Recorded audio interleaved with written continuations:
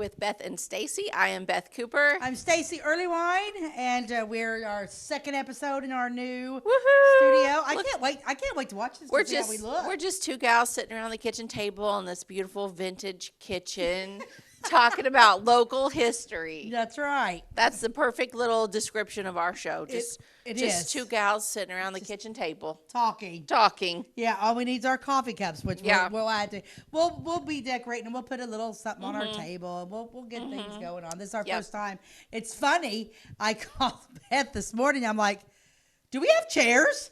Because we got our Yep. table, but we didn't get chairs. But No. we're gonna bring a couple old chairs. Yeah, this in chair's working for now, but it's not. working for It's now. not going to be my favorite chair in my life. No, we need a couple. We need a couple other chairs. But I don't like anything on wheels, and my Yeah. chair's on wheels. I feel like I could roll away, and I also feel like my posture is not very good. Yeah. So I keep like focusing on like sitting up straight, but this chair wants to like lean me forward. you forward So a by little the bit. end of my story today, I might be like, and then this happened, and you might be like, what is she doing? Yeah. She can't sit.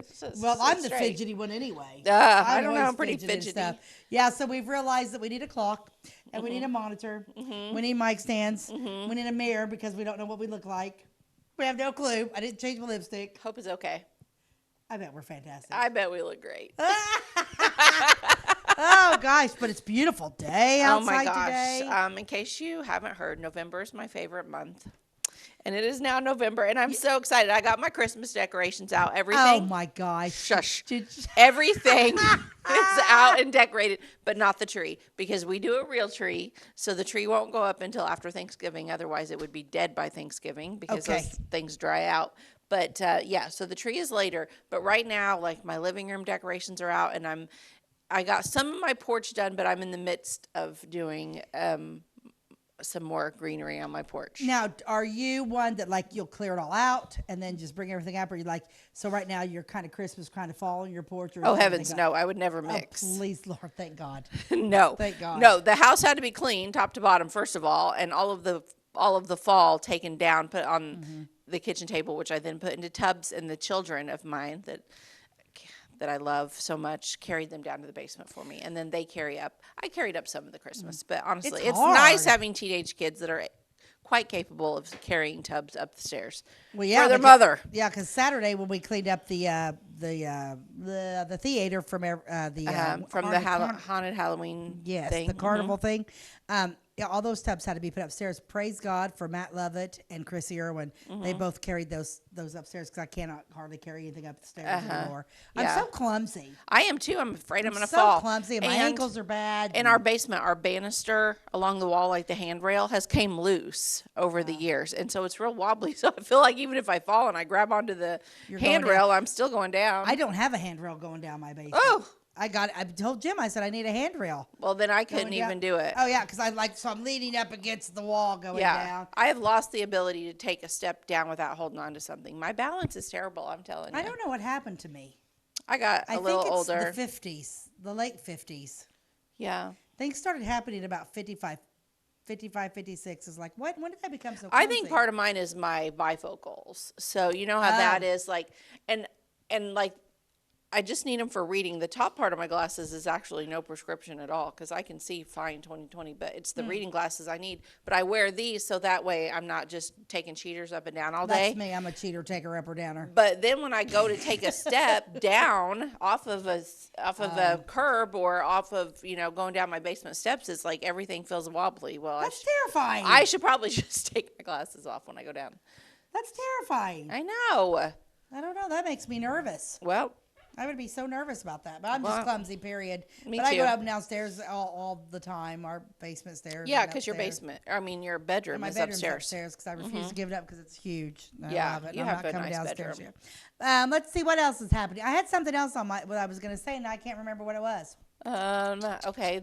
We talked about football on the last episode. Yep. We We talked talked about about- Halloween. We talked about Christmas stuff. We talked about my fall decorations. Yeah. And my Christmas decorations. Yeah. And Oh, I know what I was going to tell you. Oh my gosh, that's right. This is exciting. So, I get my sister Diane's on Facebook, and she sends me this message and said, "Hey, our cousin Dana Franklin has a beautiful red velvet love seat and chair for sale. Uh-huh. And I'm like, oh my gosh. And she's like, it looked great at the theater. Well, it's not the theater. It's in my house because I rearranged to make it work. So I'm like, okay, I'll look at it. So I'm like, oh my gosh, that really is nice. It's one of them that's got like the woods. It's very old, right? I think I've seen it. And I'm like, I gotta have, I want that. So I sent my cousin a message. It's actually my mom's cousin. So Dana's my second cousin. And his dad was Nolan Franklin, who was a brother to my grandpa, Roy Franklin. So with Jim and I'm like, hey, Jim, I hate to break it to you, but we got to go pick up a love seat and a couple chairs that I just bought for my cousin. He's like, where's it going? I said, well, I'm going to take it to the theater. So I think I got a perfect little place for it to sit. So I'm thinking that would look pretty up against the black wall where the plaques are at. Just a little focal point because it's not big, right? Yeah. Well, it's not going there because we get there and we pull up to this house and it's where his Nolan was his dad, and this couch and chairs was my great uncle Nolan Franklin's, and it is in perfect shape. I'm thinking, okay, that's a family heirloom that I'm paying for here because they would be in their. Why would you put it in the theater? Why would I put it in the theater? So Jim said what when you told him that you changed your mind? It was going to your house. He said, so is this going to the theater? I said, nope, it's going to the house. He said, what am I doing with that? I said, I'll put it in the sunroom. He said, then when are you going to do it? I said, well, when you're gone, I'm going to rearrange the house and get rid of some of your stuff and put that where I want it to be. And he said, okay. Jim's biggest quote is, Stacey, it's your world. I just live in it. That's what he says all the time. So that's exactly what I did. And so I brought that, and it was a red crushed velvet love seat with a matching chair. That's amazing. And then they had this really cool little orange chair. And so it came with it. While we're in this house, Dana was like, it was kind of cleared out because they're selling things. And he's like, is there anything else you kind of would want? Do you remember that thing we saw when we were at Jessica's dad's house? And I was like, that's pretty. It was that, it was sitting on that table. There was a table and then that thing sitting on top of it. Yes, it was a desk. A tabletop desk. It was like a wooden box that you could move. Yeah. And there was one in there. That belonged to, you remember I talk about Baldy and Josephine Franklin, my great-grandparents? That belonged to Josephine's mother, Matilda, my great-great-grandmother. Holy moly. And he said, yeah. And he said, oh, yeah, that was Josephine's mothers. And I went, like, my great-grandmother, Josephine? Baldy's Josephine Franklin? He said, yeah, that was her. So I looked it up. Her name was Matilda. I love that name. I'm going to add that to my list of names. Matilda Larch. Yeah, wouldn't that be cute? Millie. Matilda, that's cute. And no, I'm not expecting any grandchildren anytime soon. Oh, yeah, no, don't get that stuff. Yeah, no. That's how rumors get started. Well, maybe I'll tell Connor, Matilda early one. But anyway, so it was my great-great-grandmother's. And, so I like, what do you want for that? And he told me, I said, okay, give me a check. And I wrote a check for that. So I came home with 4 beautiful family heirloom pieces, especially one from Matilda. Wow. I'm going to call Janet and see what else they got. Malia might need some. Malia and Alex got a new house, so they're going to need some things. Well, yeah, you know Janet. Yeah. Janet Franklin's a good friend of mine. Yeah, because we're going to be going. I don't know if Malia knows this, but she doesn't get to decorate her house. She doesn't. Stacey and I are going to do it for her. I'm going to buy everything that I literally, and I've always said I can't put one more piece of furniture in this house. But she does. But I did. But it's getting tougher. I just got rid of one of Jim's chairs. You might have stuff that you want to give to Malia to clear out to make room for your new stuff that you're going to buy. You've got a point because anytime I can get anything family heirloom, I'm getting it. Yeah, so I was super pumped. So Saturday, was it Saturday? Yeah, I've lost so much track of time. Yeah. I think it was Saturday. I don't know. It's fun when you move stuff when you've got children there. So Joanna was like, what is this, Yaya? What is that, Yaya? And Jack's like, well, this is pretty, Yaya. What are you going to do with it? I said, it's just going to sit there in the sunroom. And he's like, it's just going to get dusty and cobwebby. And I said, no, it's not because I'm going to clean it. He's like, you're not cleaning it. I said, well, the cleaning lady will. But they're used to all that stuff. So anyway. You got an ad for today? I do have an ad. I can't remember what I picked this time. Let's see here. Let me get my glasses on and see what Ty's pulling up here. I should have been prepared, but I got talking about family heirlooms, and now I'm, and then that's from the last show. Nope, maybe go this way. Ty's got it up on. You guys are seeing it, and I'm not seeing it yet. Oh my gosh! Cola. Start cola earlier. How soon is too soon to start giving your baby Coca-Cola? Yeah, I can't really read it, but well, anyway. I've heard about people putting it in baby bottles. Why? So they can rot their teeth? Yep. They used to. I mean, I don't Yeah. think they do it anymore. I think people have gotten smarter, but there was a time period where people did that. This is from the Soda Pop Board of America, Chicago, Illinois. And it literally says, for a better start in life, start cola earlier. How soon is too soon? And then from what I can see, it says not soon enough. Meanwhile, the kid has no teeth. Meanwhile, and I'm looking at the mother smiling at her little baby, and he looked so cute, or it could be a girl. I don't know. The way the hair's combed, I feel like it's a boy. But anyway, yeah, it's like, oh, little sweetie, I'm going to give you Coca-Cola soon because it's good for you, and it's not, and we're going to rot your teeth out. Have you ever seen an ad that says, for a better start in life, start cola early? I have now, but I hadn't until then. Oh, my goodness. Ty, do we need to take a break?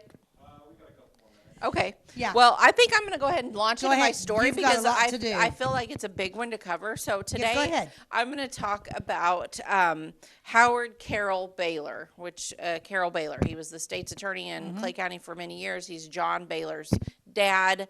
And for Veterans Day, I've been kind of talking about different veterans that were covered in this section of the Advocate Press from 1993 that was War Memories.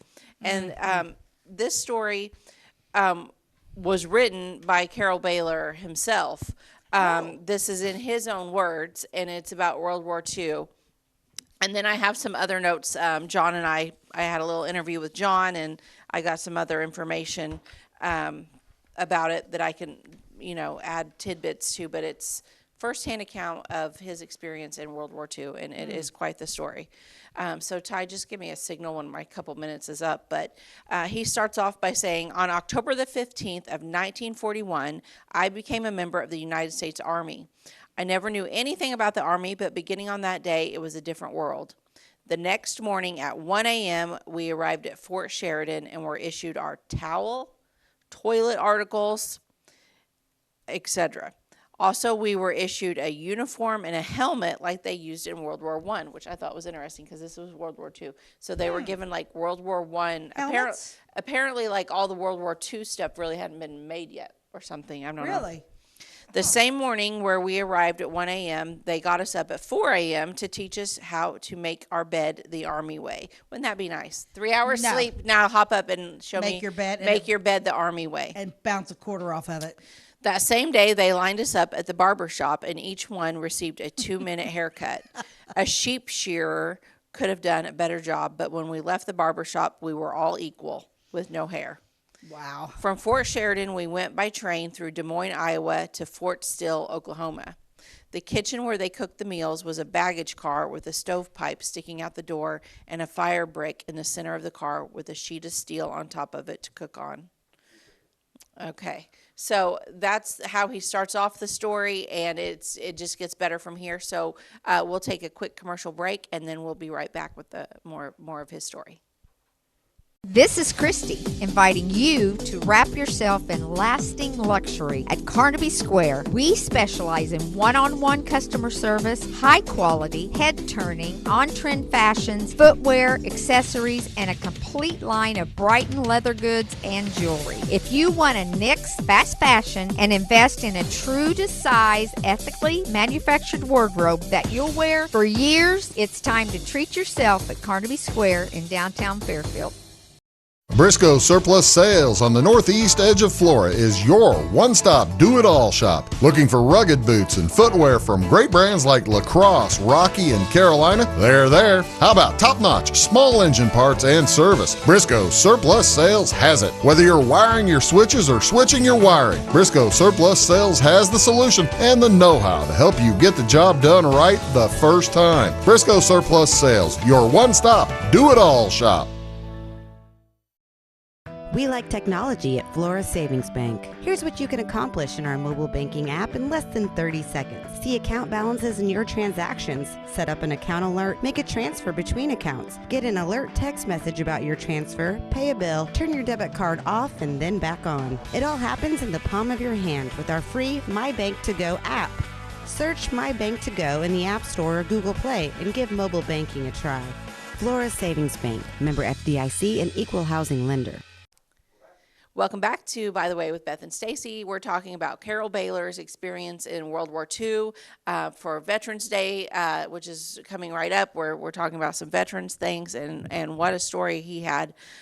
He goes on to say, I became indoctrinated with KP, formerly known as kitchen police. In other words, he washed the pans and dishes, helping to clean up the food after all the men. This was a shock, as this was peacetime service, because see, that hadn't declared war just yet, so he's in peacetime service, and it was my first realization that we didn't have much to fight a war with. Arriving at Fort Sill Reception Center, they interviewed each of us to see what category they would place us in the service. Fort Sill being a field artillery base, we were all in the field artillery branch. At the time, I was an attorney employed by the Texas company. They immediately informed me that they had plenty of lawyers and that they were going to give me a rifle. They gave me a World War I rifle to go with my World War I helmet. I had taken some courses in engineering and had several math subjects, so they placed me in the instrument and survey section. I had not worked at anything except farming before I attended college, and that went on my record. So they gave me a horse to ride, and we trained on World War I French artillery pieces that were horse-drawn. So here he is, already an attorney. He joins the Army, and they're like, oh, yeah, we got plenty of lawyers. Here, you raised on a farm, you know about horses? Here's a horse. You're going to shoot from the horse.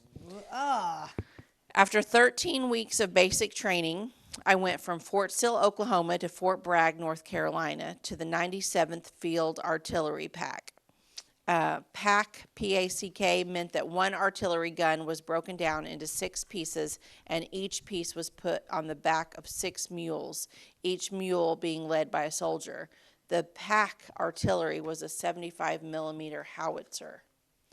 And I think when John went on to say some of his side stories about when he was in Oklahoma, was that he about froze to death there one night, and that there was a Nero group that came and gave all of them a blanket. The Army had put them, they were all outside, they all had to sleep, but there were no blankets given out. It was freezing cold.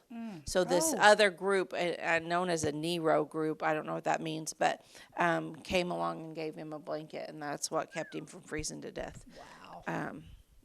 While he was there. So his move from to Fort Bragg was, I think, the longest move that you could make and stay in the United States. I'm not sure. Okay. PAC artillery was a special unit, and the table of organization called for 950 horses and mules and 950 men. My first specialty was as a mule driver. Being a lawyer did not qualify me to be a mule driver, but having been raised on the farm qualified me. On March the 8th, 1942, we shipped out of Fort Bragg, North Carolina, being the first unit to leave Fort Bragg for overseas duty. As we moved west across the country, the passenger trains and freight trains were placed on a siding while they rushed us through because they needed troops in the South Pacific to stop the Japanese. So they moved all the passenger trains, freight trains, any other trains that were on the tracks were moved off to the side so that these trains full of troops just went straight through. Okay? We shipped out on March the 15th, 1942, from Fort Mason at San Francisco, the South Pacific being our destination. We were the first unit of its size to leave San Francisco. We were on the President Monroe, which had been a cruise ship and had been equipped for troop transport. It was a fast ship, and while we didn't know where we were going, we knew we were going toward the Japanese theater of war. We landed in New Caledonia on April the 2nd with only the ammunition of which we had on the ship. I noticed that the airfield consisted of a runway and a pasture made with metal strips. There were approximately 8 P-38 fighter planes on the strip, and I realized that we had very little to fight the Japanese with, a lot of the Navy having been sunk on December the 7th at Pearl Harbor. Because of the shortage of troops, they immediately started training our unit as infantry. Shortly after we arrived on the island, it was a French island with a pro-Vichy governor. One night, about 11 o'clock, they loaded us all up in trucks with fixed bayonets. Bayonets. The U.S. Army took over the government of New Caledonia and installed a free French captain as military governor. This fact was not known by many people until years later when the story actually came out. Okay, so then he begins to talk about the Coral Sea Battle. The Coral Sea Battle was the first part of May 1942, and when the intelligence stated that the Japanese were moving south to take New Caledonia and other islands on a stepping stone to Australia, we dug trenches all over the city of Niue, capital of New Caledonia, and prepared to fight the Japanese if they landed. Fortunately, the American Navy turned back the Japanese in the Coral Sea Battle, which was fought entirely by aircraft and no surface battle. We did not win the Coral Sea Battle, but the enemy turned back and did not attempt to land. On August the 7th, 1942, the Marines landed at Guadalcanal and the island of Tuliga, I'm not sure. The first stages of the second battle of the Battle of Guadalcanal, the Japanese sank 4 cruisers, 3 of the United States Navy and 1 Australian, that being about all the Navy and the government had available at the time. They could not get reinforcements or food to the Marines except that they flew machine gun ammunition and other supplies in by air. The Battle of Guadalcanal ground fighting started on August 7th, and the island was cleared of Japanese troops on February 9th, 1943. So he was serving in Guadalcanal. Let me see if there's any notes here about that. While he was in Guadalcanal, he got a fungus on his leg. He had that fungus the rest of his life. John said it would come and go, and he would get it cleared up, and then it would come back. It was something that it was in his leg, and he dealt with it the rest of his life. He almost starved to death while he was in Guadalcanal. He lost 26 pounds while he was there. It's like a jungle island. It was very, very hot. He would take 3 showers a day just to cool off and get his body temperature down. Let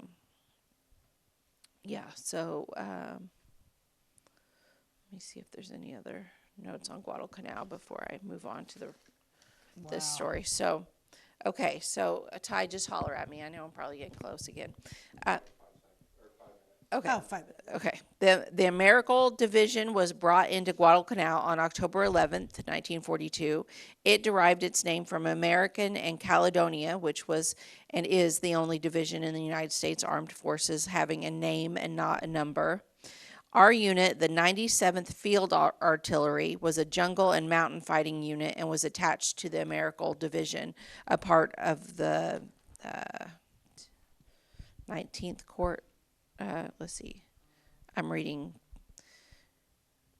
I don't know how to read those numbers. 10, and that's 4. 14th Corps. I don't know. Corps. Okay. The 5th night after we landed on Guadalcanal, we received direct bombing as the Japanese dropped approximately 12 bombs on an area about 200 feet in length, where 135 of us in headquarters battery were bivouacked on the edge of Henderson Field. They had told us not to strike any matches or make any flash of light, as the Japs could observe that. My buddy, who was in the slit trench with me, would immediately light a cigarette when we would go into the slit trench. I told him about the Japs being able to see it, but that night, as he lit a cigarette, as soon as we got in the slit trench, after receiving the air raid alarm, 2 bombs landed within 50 feet of us. One hitting the ground and one hitting a coconut tree about 50 feet in the air. That one nearly blew us out of our trench. I never had to caution him again about lighting a cigarette during an air raid. This was a forerunner of more than 150 raids I encountered while I was on Guadalcanal.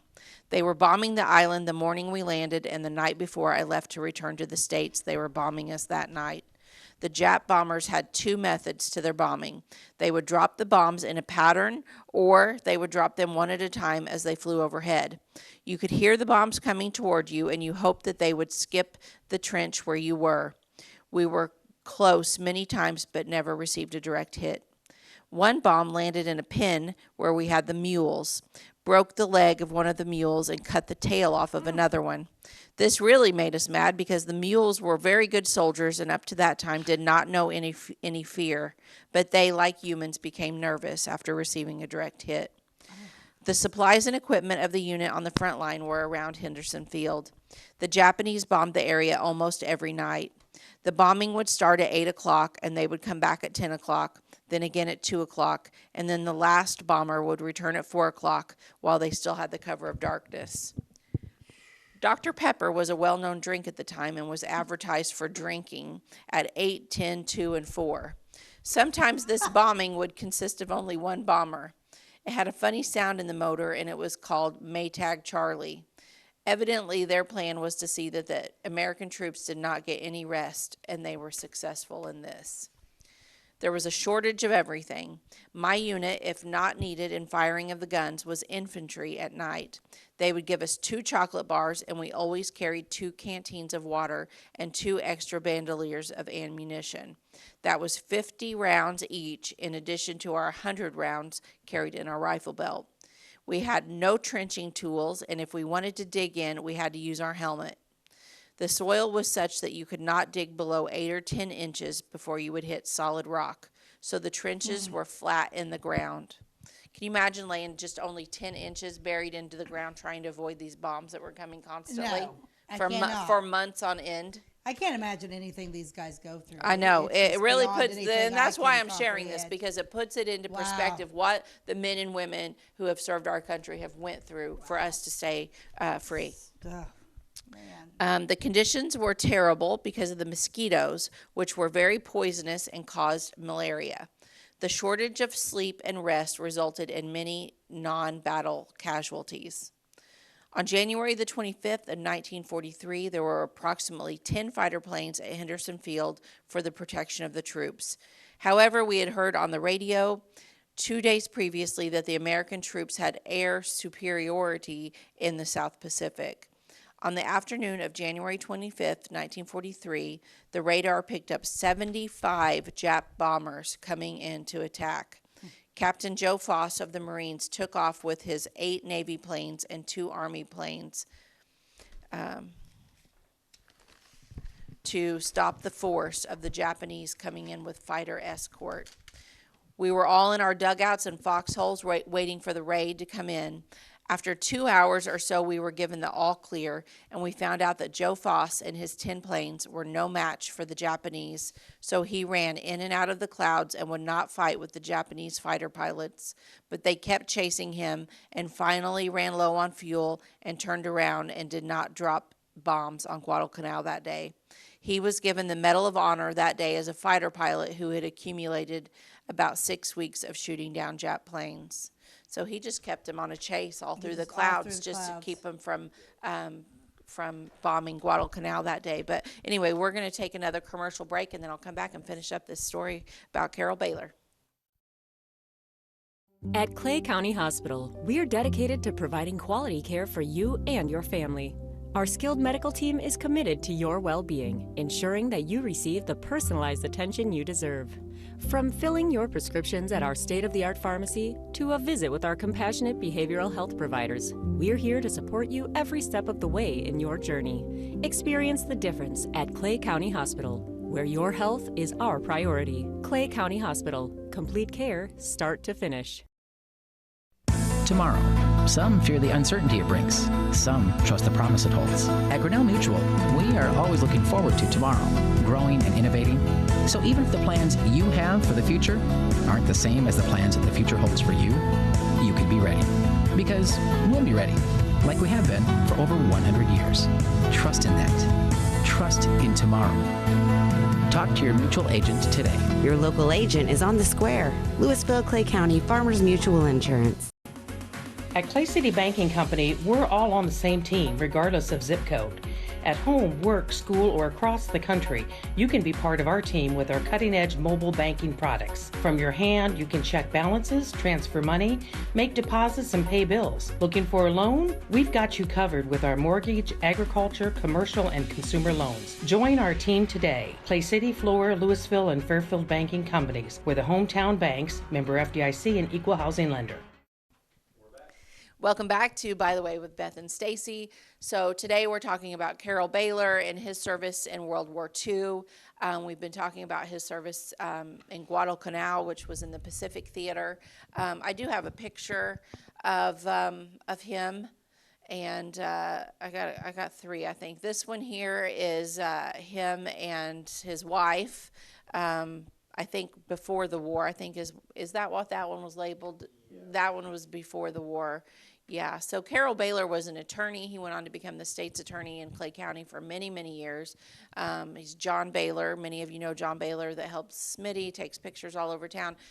John's parents, and had quite the career in the military before he came back here to work as state's attorney. So this story that I'm reading is in his own words. Thank you, Ty. And I have a couple other pictures we'll show here shortly, but we'll go on with his story. The largest naval battle in the history of the United States government was fought off of Guadalcanal. So many ships, both American and Japanese, were sunk in the water off Guadalcanal and was nicknamed Iron Bottom Bay. The U.S. Navy lost more personnel than the Marines or the Army. I don't know that many people know that the Navy lost more than anyone else. I didn't know that. We were entertained by radio by Tokyo Rose, who was broadcasting from somewhere in the Philippines, she being an American person turned trader. She really had some pretty good programs, and she also knew what was going on in the Japanese Army. So let's wait. Yeah, So Tokyo Rose was it American? She was an American in the Philippines turned trader, but then he goes on to say that he liked her programs, and then he talks a little bit about what she's doing. So we might have to Google her and look into what she was really up to, or if he didn't know she was a trader at the time that he was listening to her programs, and maybe later it was found out she was a trader. I don't know the story of Tokyo Rose. Me either, but now I want to know. So we might even have to do an episode on her. Okay. On the night of February 8th, 1943, I was infantryman and was up on the beach where we expected the Japanese to make another landing of troops. They had some naval battles, and we were fired on by the U.S. Navy, but the Japanese did not attempt to make any landings. The next night, Tokyo Rose stated that the Japanese had evacuated the last Japanese troops, 5,000 men, from the island. While this ended the ground fighting in Guadalcanal, the naval battles continued and the air raids continued. This was the first ground battle that we won in World War II. So the Japanese took the men off of the ground, but they were still bombing them, and they were still fighting out on the ocean. I was selected to return to the United States and go to Officers Candidate School to be commissioned a second lieutenant. I left the island on the 15th of July, 1943, having been on the island 6 months. During this time, I lost 26 pounds from lack of proper food. One particular time, we went 6 weeks without rest or sleep many nights. However, the Japanese were not successful in capturing Australia. Malaria fever was very bad in Guadalcanal. At one time, we had 2 hospital tents with soldiers having malaria and other diseases caused by the terrible conditions in our battalion. The colonel who commanded our battalion and was responsible for my going back to the States to be a commissioned officer had malaria, and he was evacuated back to the States. After I attended Officers Candidate School for 17 weeks at Fort Sill, Oklahoma, I was commissioned as second lieutenant, and after another month's training, I was graduated as a survey officer. I was told that it cost $39,000 to train a soldier to be a second lieutenant, which is one of the examples of the cost of war in that category alone. After I was commissioned, the same colonel I had in the Pacific was given a new unit located at Fort Lewis, Washington. He asked several of us who had been enlisted in the Pacific Theater and who had received commissions to be assigned to his unit. Okay, so that's interesting. So he had came back to the States to become an officer, and then his colonel that he had must have really liked him because he requested that he stay with him and go on to wherever he was going. So he was in this colonel's new unit. We trained in the unit, which was an 8-inch howitzer unit, and after basic training, we went to Fort Bragg, North Carolina, and again, I went overseas with this unit going this time to Europe. So it's unusual for any World War II soldier to have served in both theaters.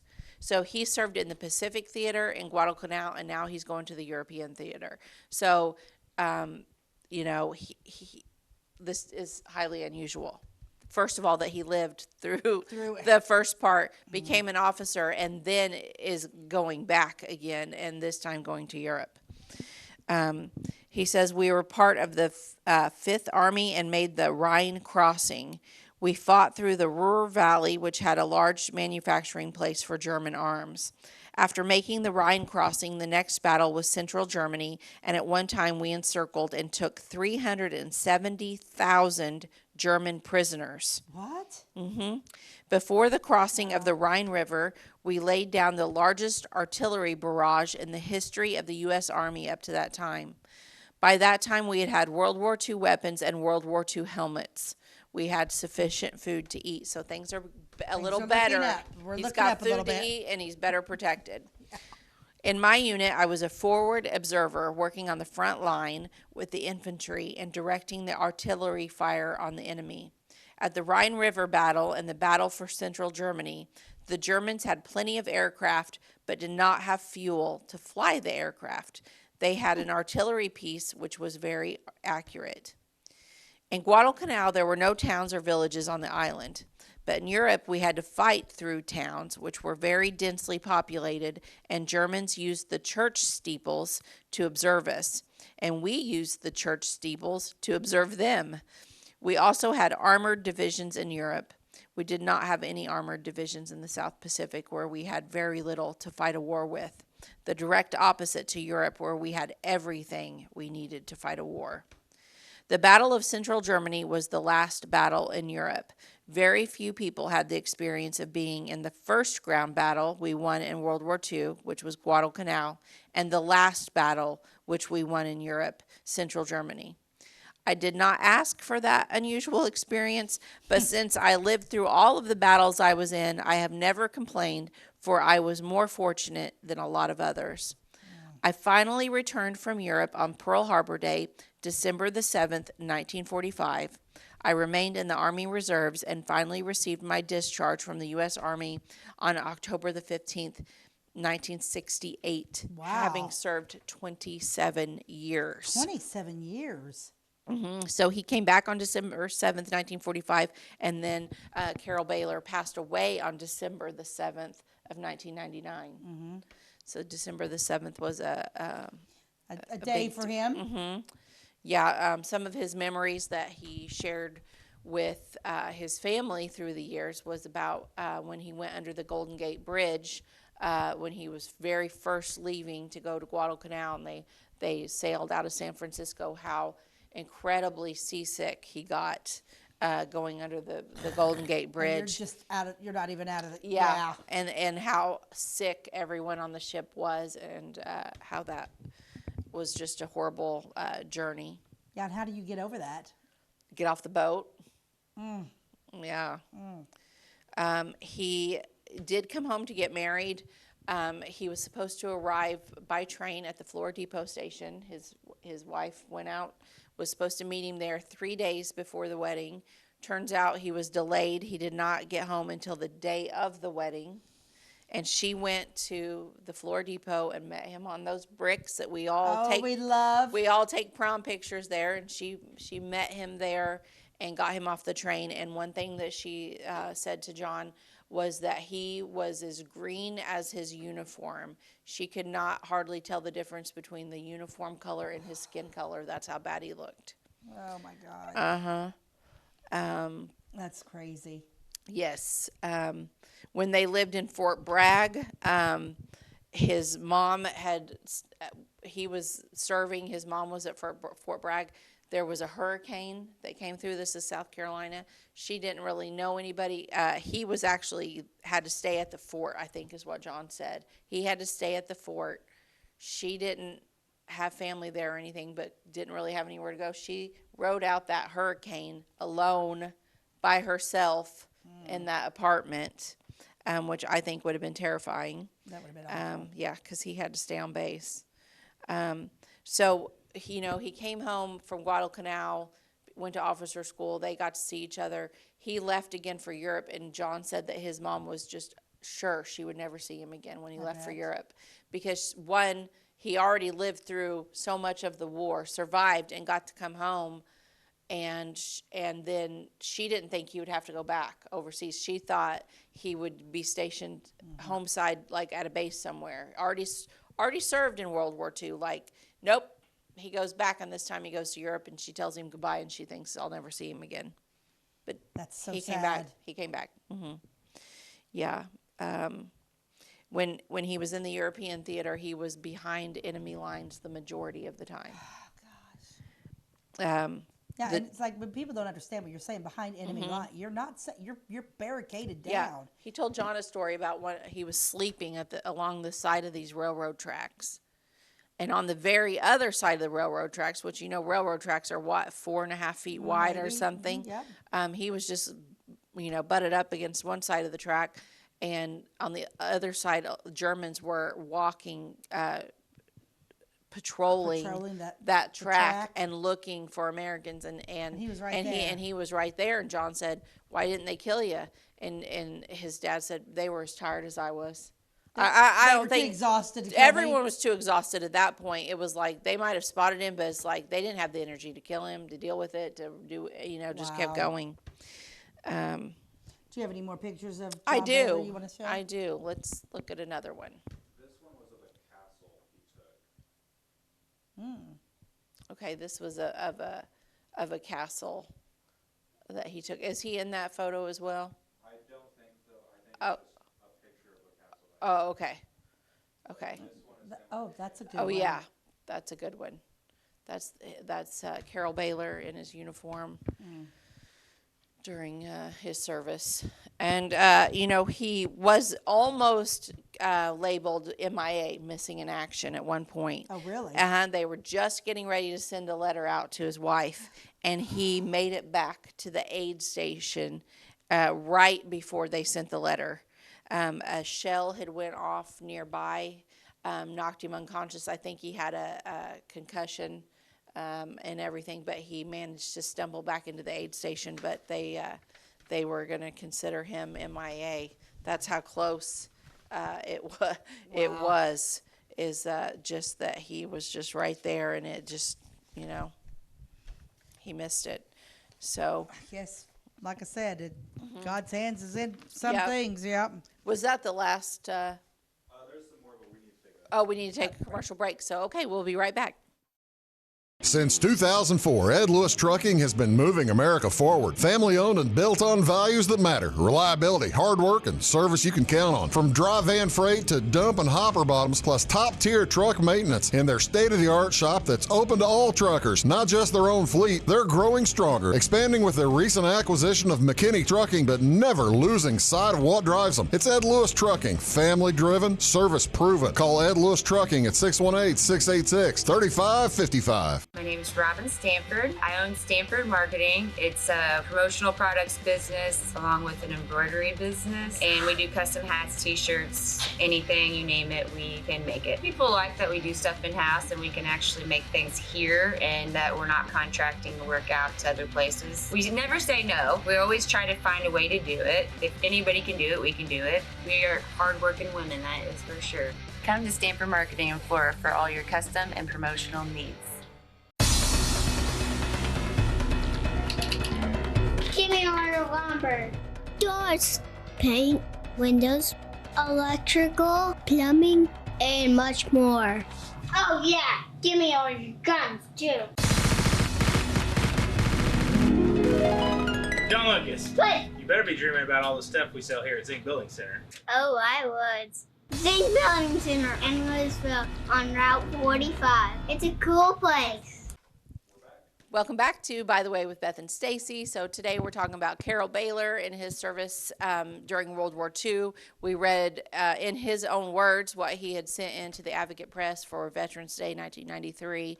And now we have a lot more pictures to share. So these pictures came from John Bayler, who is his son, and sent over a lot of pictures. So we'll just have you run those, Ty, and we'll kind of go through each one. Okay, so this is him in front of a plane during World War II. Wow. That's cool. Yeah. Okay, and then here here he is again. This is him on the left, and during World War II in his uniform. And I'm not sure where this one was taken, if it was Europe or Guadalcanal. I'm thinking this one was maybe Europe, but I don't know. Yeah. Okay. Wow. He's on the right in this picture. He's like on the hood of one of the Jeeps. And he's on the hood of a Jeep there. Now that's a pose. Yeah, that he's posing. That's a pose. That they even have the energy to do any pictures is amazing, because they clearly were exhausted. Okay. Okay, he's in Carroll Bayler on the right in this photo. He's not a very big guy. No. That picture, I mean, he doesn't look like he's a very big fellow right there. No, that or maybe the guy on the left is just really super tall. Not true. Yeah, I don't know.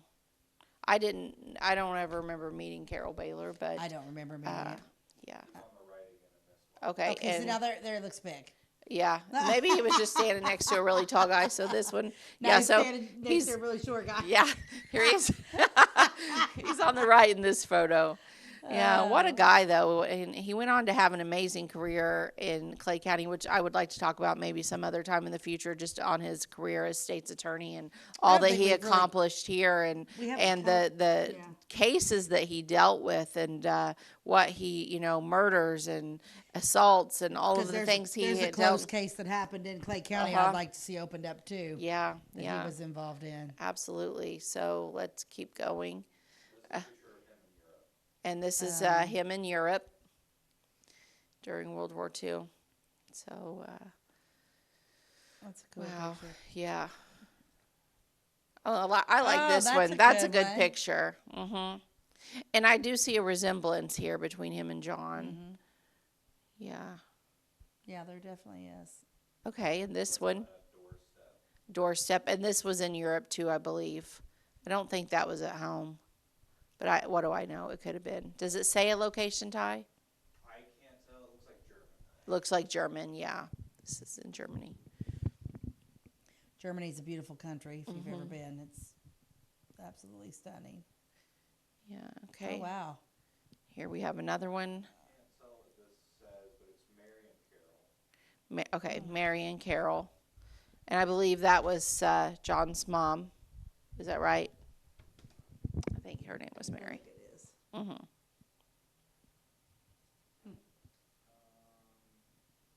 These are some letters. Oh. Okay. Where do the letters come from? I don't know what that says. It's hard to read certain people's handwriting back in the day. Huh. Oh. And then here's another letter. John sent you everything, didn't he? He did. He sent me a lot. And I'm sitting far enough away from our new screen since we're in the studio that I can't read it. But let's see if I can. See it, so. Let's see if I can pull that one up on my. Looks like they're on like church steps. Yeah. That's a neat picture. Let's go back to the back of that picture. You can read it. That right? was that one. It says Mary Jane and Carol leaving church after the wedding. Mary Jane's brother in background throwing rice. Clay in background at right. This is in 1943. So that's the back of. Let's see which photo.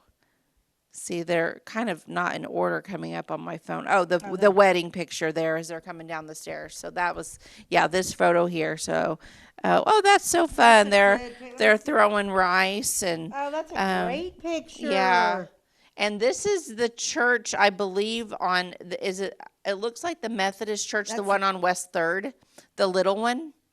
The little, Oh, yeah. I think that could be that church there, but yeah, I don't know. I don't know. If you can identify this church, I don't think it said. You mean like, the one, like that Trinity church? Uh-huh. Yeah, that Methodist Trinity or whatever it's Uh-huh. called. Yeah, it might be that church. Yeah. Okay, let's Those are see what great other pictures. ones you've got. I've got them pulled up on my phone now. I might be able to see them better.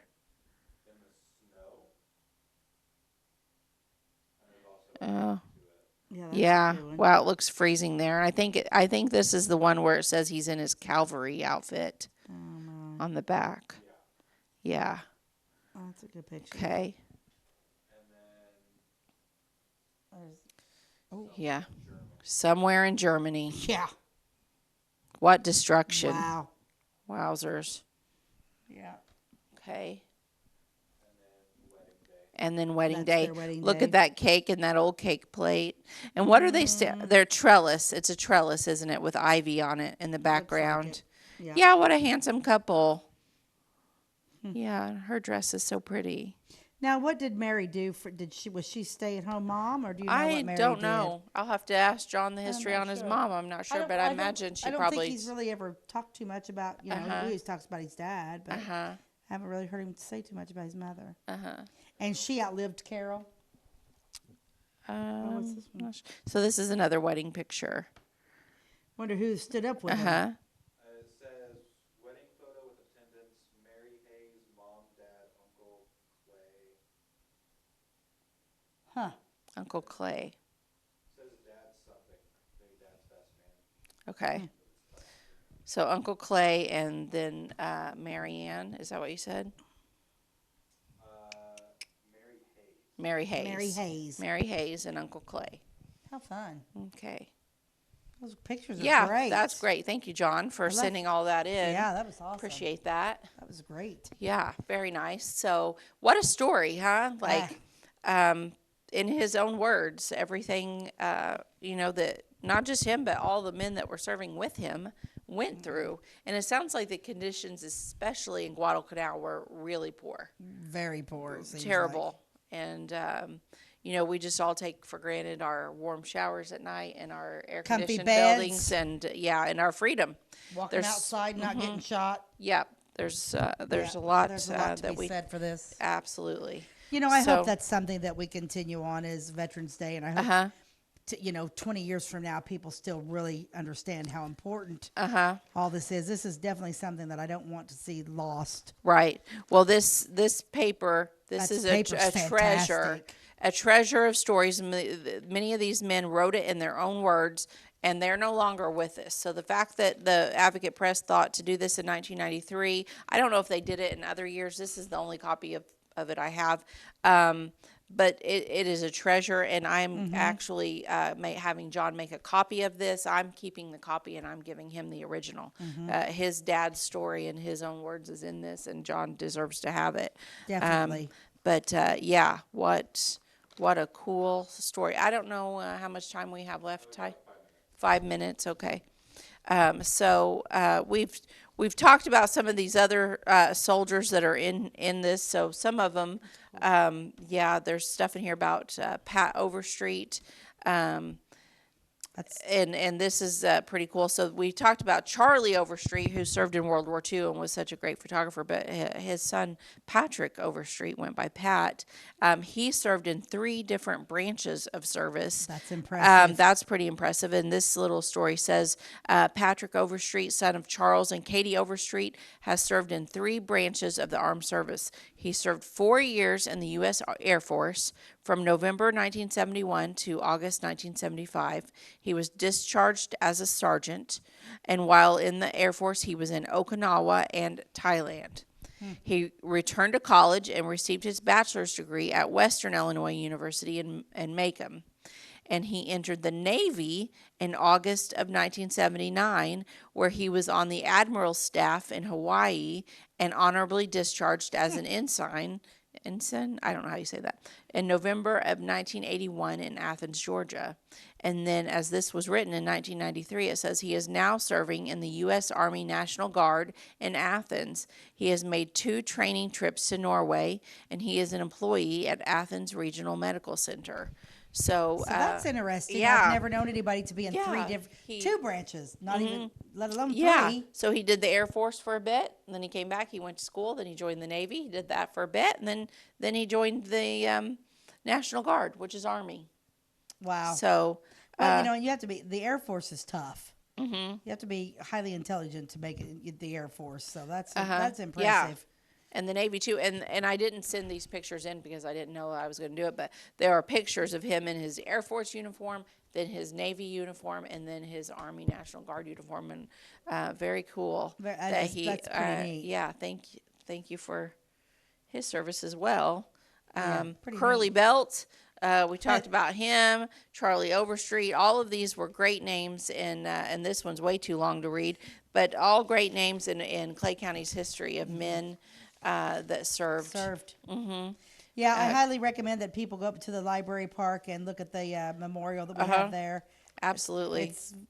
You need to go there, or go to the depot and walk around the depot and see there's lots of history of our wars in the depot also with pictures. Absolutely. Everybody needs to take the time out. If you haven't done that, I highly recommend doing it. For sure. Yeah, that paper's a treasure. Yeah, so there are more stories in here I want to share at some point. I'll get to those, but today I know that I don't have the time for that, but anyway, yeah.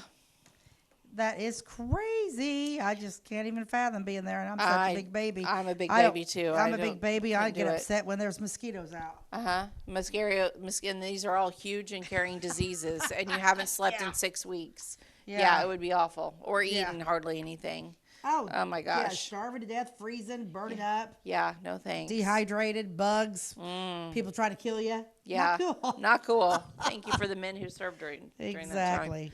Okay, so let's end on something funny. Let's do this. You might be a redneck. You might be a redneck if the UFO hotline limits you to 1 call per day. Oh, that's funny. That's a good one. I like it. You might be a redneck if you know how many bales of hay your car can hold.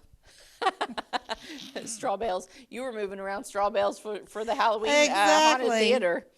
You might be a redneck if you've ever used a weed eater indoors. Oh my gosh. Jim was using a leaf blower indoors. He was? Yeah. I'm beginning to think we might be rednecks. You might be. And one more, you might be a redneck if you honest to God think women are turned on by animal noises and seductive tongue gestures. Oh my gosh. Oh, crack up. Oh man, Jeff Foxworthy. That's a good one. Yeah. Yeah, I that's love a fun comic books. Yes. He is funny. So I think we're about time wrapped up, right, Ty? Okay. Well, thank you so much for joining us. I hope you're enjoying our new set. I know we are. And it's just 2 gals sitting around the kitchen table. That's right. Have a conversation. Anyway, we'll see you next time. God bless you and have a great day.